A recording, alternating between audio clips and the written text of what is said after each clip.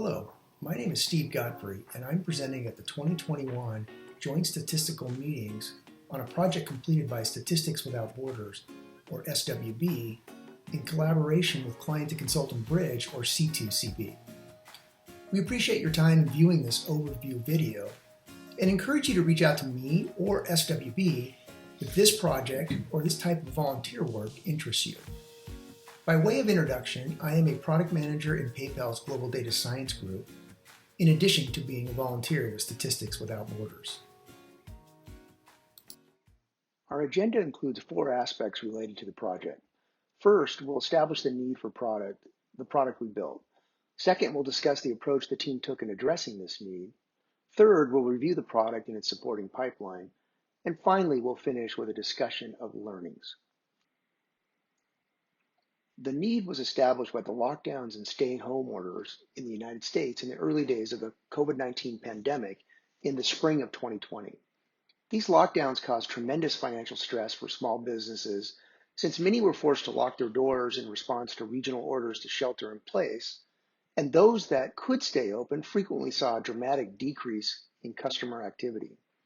The pandemic was new, and the long-term impact of these measures was unclear, but it was immediately obvious that small businesses were hurting, and most observers expected the economic hardship to worsen.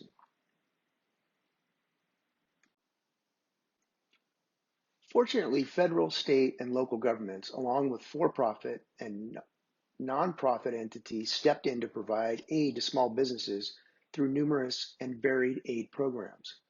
The challenge for a busy small business owner was finding the time to identify relevant aid programs among all the other responsibilities in running a small business.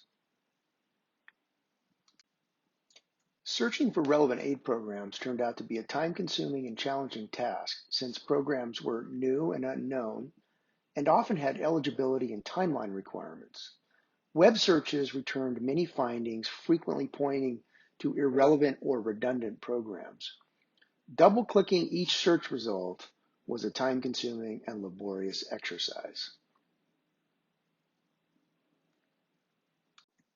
To address this need, the project team decided to adopt an agile-style development methodology and produce a minimum viable product, or MVP, with the goal of providing small businesses with an easy way to find relevant programs. Key requirements included that it be comprehensive by covering all 50 states, broad by including federal, state, local, and private programs, relevant by including only financial programs for small businesses, and efficient by making it easy to find relevant programs. The pipeline was built in Python using a number of open source libraries, which are detailed at the end of this presentation. The pipeline consists of 4 steps. In step 1, we automatically simulate the human process of searching for programs by running a large number of Bing searches for aid programs and then visiting each page returned in the results. We then score the results for relevance and filter out irrelevant websites. Once we have a curated list, we automatically publish the results to 50+ Google Sheets in step 3. And in the final step, content is transferred from the Google Sheets to the C2CB website and made available to users. Now let's examine each step in more detail. In the first step, we simulate a human searching by using open source software to run about 5,000 Bing searches, in which we search for small business COVID aid programs in various US locations. Once we have the results, we visit most of the returned URLs to collect text data from the actual program pages. This step returns about 340,000 possible programs. The dataset looks like this, with text and attributes for each site. Obviously, presenting the user with over 300,000 programs is not that helpful. In step 2, we score the websites using the following scoring algorithm.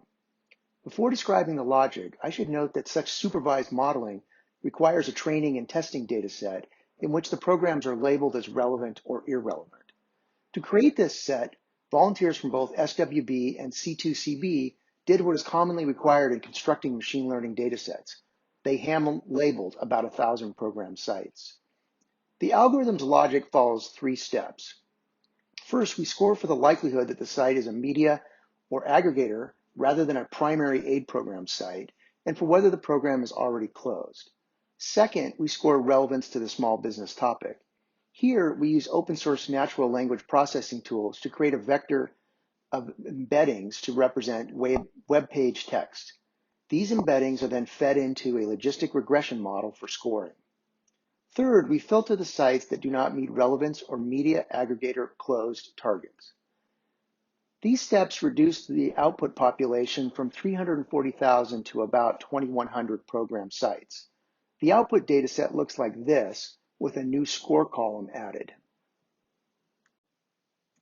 Once the programs are scored and the list has been reduced to the most relevant items, we use an open source library to publish the results to over 50 Google Sheets.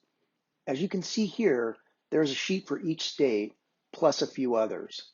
And we'll drill into one sheet so that we can see the content for an individual state, in this case, Kentucky.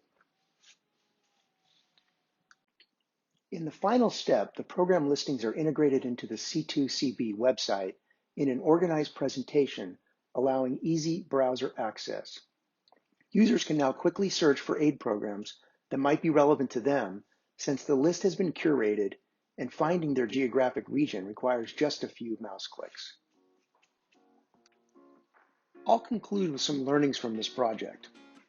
First, the data's context is essential in creating excellent data-driven tools and products.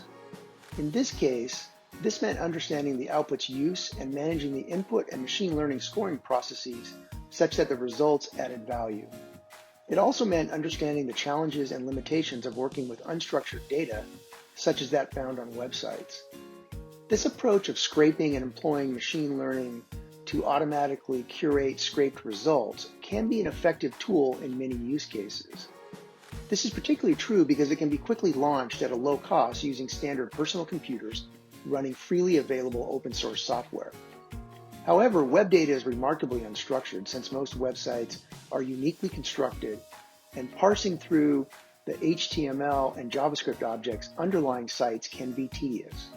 In addition, supervised machine learning techniques require a source of truth, often in the form of a labeled dataset. Constructing a dataset suitable for modeling requires hard and thorough work and an acceptance that model outputs are likely to have a high degree of error. Our second learning is that a product does not need to be optimal in order to be useful. Considering the previous comments on the resulting error in working with unstructured web data, it's reasonable to ask the question of how good is good enough? This use case example demonstrates that data analysis can be useful even with a high degree of uncertainty in results. And this leads to our third learning. Data science solutions are often most useful embedded within product development. Here, an understanding of the output's use and the limitations of automated curation processes influenced the product design such that the results were delivered in a way that improved efficiency but continued to depend on human judgment. Thank you for viewing the session, and feel free to reach out to me with thoughts or contact SWB if you're interested in volunteering. For reference, some of the open source tools employed in this project are listed here.